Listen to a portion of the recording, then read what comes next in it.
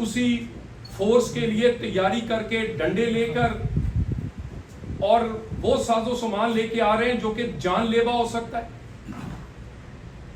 اس بات کا جواب کون دے گا؟ پاکستان میں پاکستان کی ریاست، پاکستان کے ادارے، حکومت ایک موقف ایک پیج پہ ہیں کہ اس طرح کی انتہا پسندانہ سیاست، انتہا پسندانہ مذہب کے نام پر ہونے والی کسی بھی منفی سیاست کی پاکستان میں اجازت نہیں ہے۔ احتجاج تو دور کی بات۔